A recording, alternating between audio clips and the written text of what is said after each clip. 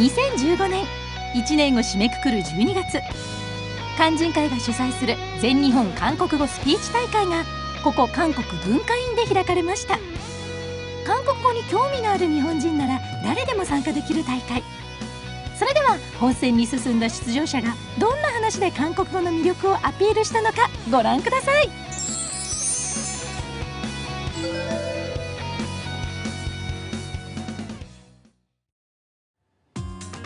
予選を勝ち抜いたファイナリストのリハーサルがスタート。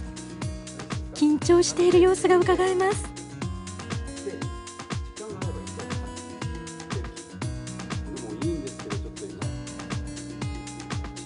スタッフの指示に従い最後の動線チェック。果たして本番もうまくできるでしょうか。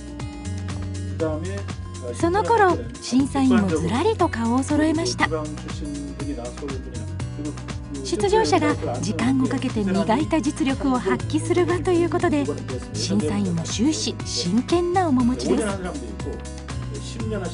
それでは審査員の感想を聞いてみましょう。우선 작년에 이어서 올해 두 번째로 일본인을 대상으로 해서 한국어 스피치 대회가 개최된 것을 대사관을 대표해서 대사님을 대신해서 축하의 말씀을 드리고, 이런 자리를 준비해 주신 한인회 여러분들에게도 감사의 말씀을 드립니다.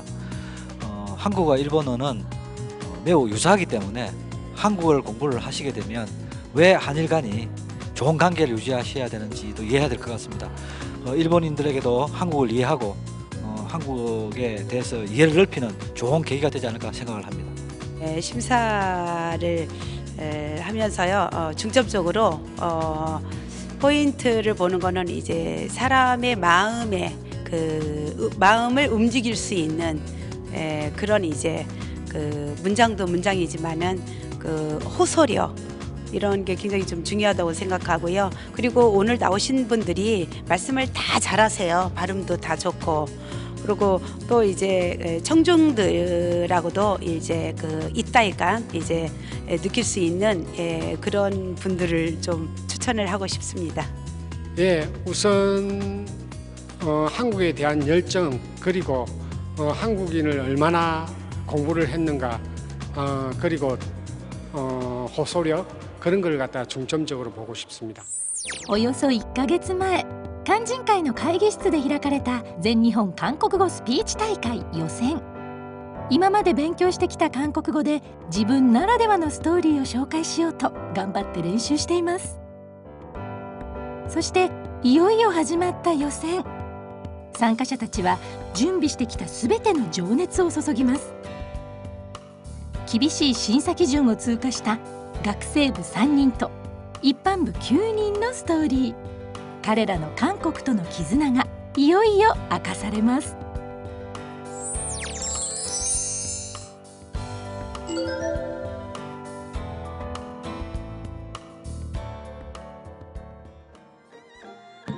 여러분 안녕하세요。皆様こんばんは。お忙しい中、今日はようこそお越しいただきました。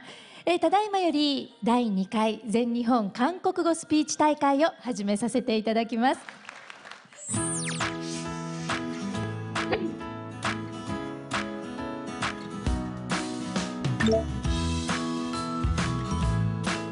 自分が今どれだけ韓国語を喋れるのかっていう実力を確かめたかったので、この大会に応募しました。とても緊張してますが、自分のできることを精一杯やりたいと思います。よろしくお願いします。안녕하십니까。 여러분은 다른 나라 사람의 행동이 재밌다고 생각한 적이 있습니까? 유학 중에 제일 자주 간 곳은 편의점이었습니다. 밥을 사러 가거나 간식을 사러 가거나 기숙사에서 걸어서 20초밖에 걸리지 않아서 아주 편리했고, 무엇보다 아주 멋있는 전문 아저씨가 있어서 매일같이 다녔습니다. 이 편의점에서 일본과 한국의 차이를 약간 느낄 수 있었습니다. 일본에서는 돈을 주거나 건넬 때 두 손으로 돈을 쥐거나 한 손으로 돈을 들고 다른 한 손을 거기에 덧대는 것이 일반적으로 예의 바른 행동입니다. 그러나 그 전문 아저씨는 한 손으로 돈을 들고 다른 한 손을 다른 팔의 팔꿈치에 대고 있었습니다. 잘 생각해 보니 슈퍼에 가도 식당에 가도 다 똑같이 손을 팔꿈치에 대는 것이었습니다.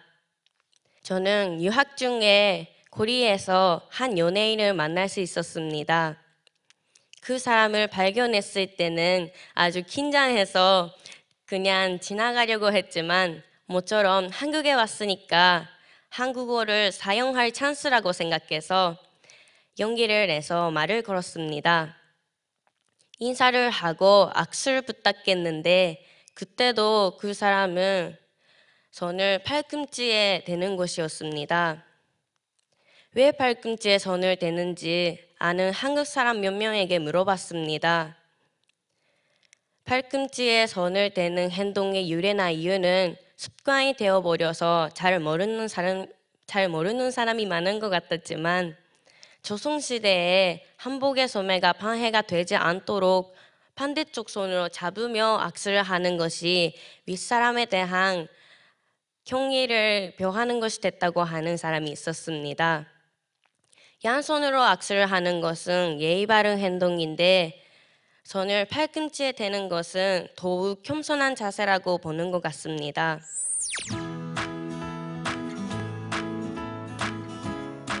今大学4年生なんですけど、大学最後の思い出作りのために、韓国語の実力を試すと同時にその思い出を作りたいと思って応募しました。大学最後の挑戦として結果を残せるように、でもあんまり欲張りすぎずに精一杯できるように頑張りたいと思います。여러분 안녕하십니까? 오늘은 일본 도쿄에 사는 대학교 4학년 오키타 고토리 씨의 2015년 이대 뉴스를 전해드리겠습니다. 첫 번째 소식입니다. 올해 10월 말 오키타 씨는 한국을 방문하여 마음이 따뜻해지는 경험을 했다고 합니다. 그날 오키타 씨는 하루 일정을 마치고 숙소로 돌아가는 길에 어떤 작은 카페에 들렀습니다. 문을 닫기 직전이었기 때문에 그 카페에는 사장님과 오키타 씨밖에 없어서 급하게 커피를 주문했다고 합니다. 그런데 나온 커피를 보고 뭔가 조금 이상하다는 생각을 했습니다. 커피가 평소보다 많이 컸던 것입니다. 처음에는 잘못 주문했다고 생각했는데 당황하는 그녀에게 사장님은 서비스 많이 했어요 라고 말했습니다. 오키타 씨는 이러한 사장님의 배려심에 감동을 받고 지금까지보다 더 한국을 좋아하게 되어서 일본에 귀국했다고 합니다. 다음 소식입니다. 오키타 씨에게 한국인 친구가 점점 늘어나는 이른바 친구 급증 문제에 대한 뉴스입니다.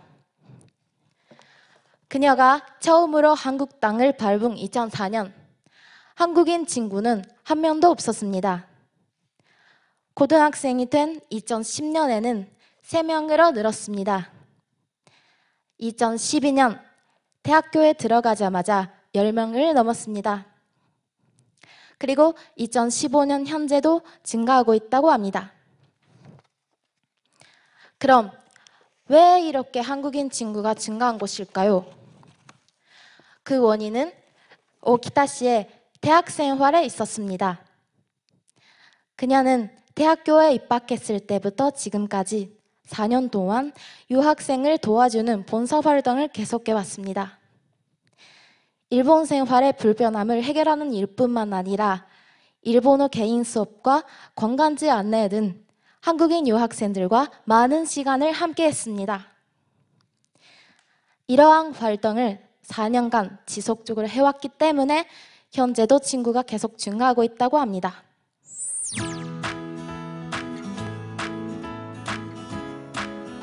先生からこういう大会があるから出てみないかというのを言われて参加しようと思いました。結果はどうなるか全然予想できないんですけど、今まで練習してきた分を発揮したいと思います。頑張ります。 매일매일 얼굴을 맞대고 딱히 재미도 없는 이야기를 하면서 웃거나 가끔 다투거나 울거나 여러 감정을 나눌 수 있는 사람. 보통 친구보다 뭔가 특별하다고 느끼는 존재. 그게 바로 단짝이라는 것이죠.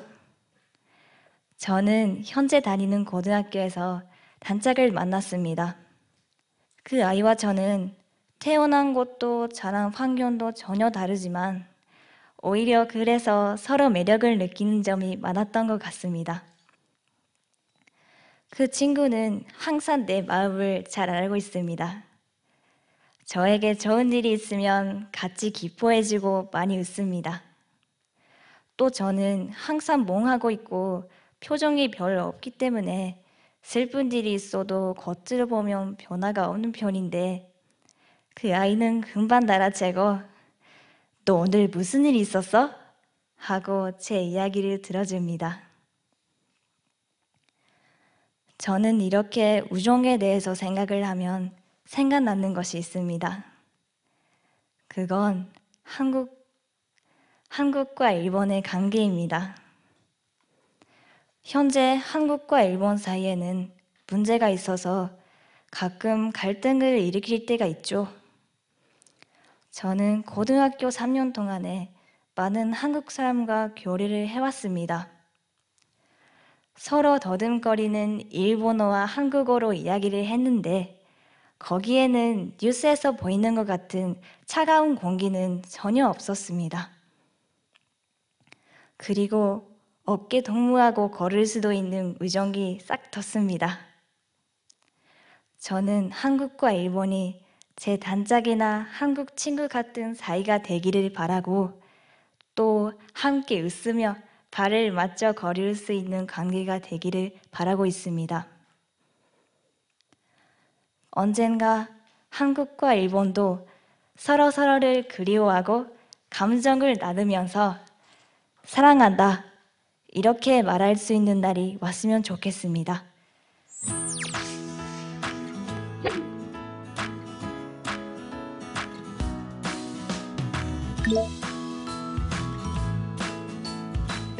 先生が韓国語の先生が、僕のことを推薦してくれてちょっと興味があったので出演することにしました。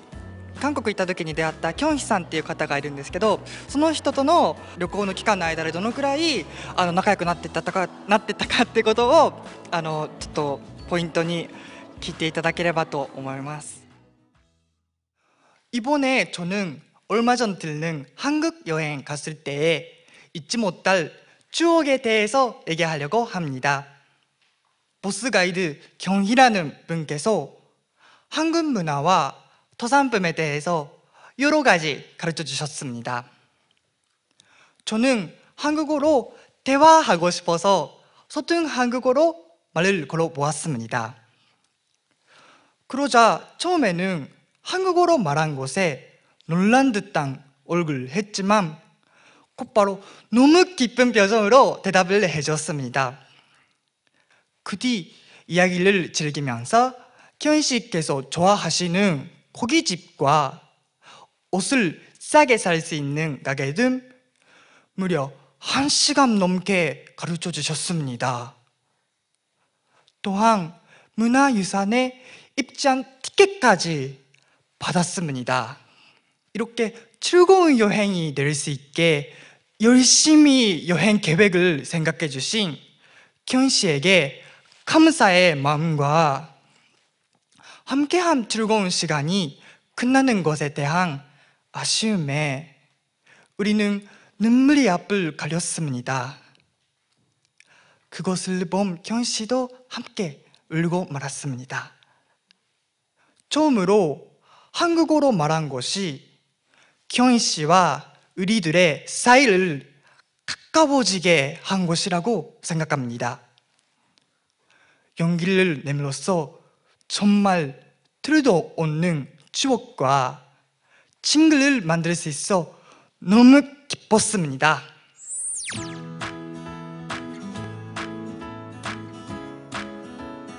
きっかけは、韓国語学校の先生に勧められたからです。キーワードはナップンナムジャです。今となっては笑い話として話せるからです。제가 처음 배운 한국어는 오빠 멋있다예요. 한국어 잘하는 언니가 가르쳐 주었어요. 이거는 마법의 말이에요. 이 말을 전철에서 오빠 멋있다, 택시에서 오빠 멋있다, 재미있는 한국어, 멋있는 한국 오빠, 아름다운 한국어를 더 알고 싶었어요. 그래서 한국어 공부를 시작했어요. 한국어 잘하는 언니가 다음에 가르쳐준 말은 나쁜 남자예요. 한국에는 착한 사람이 많이 있지만 나쁜 사람도 가끔 있어요. 저는 한국에서 아주 나쁜 남자를 만났어요. 그 남자는 일본어 잘해서 우리는 금방 친해졌어요. 어느 날 그 남자로부터 전화가 왔어요. 돈 좀 빌려줘. 차 사고가 났어. 라고 말했어요. 처음에는 걱정했지만 그 이야기는 나중에 새빨간 거짓말이라는 것을 알게 됐어요. 다른 친구가 가르쳐 주었어요. 진짜 무서웠어요. 그리고 그 남자와도 끝냈어요. 여러분도 나쁜 남자를 조심하세요. 하지만 저는 한국이 좋아요. 한국 사람도 진짜 좋아요.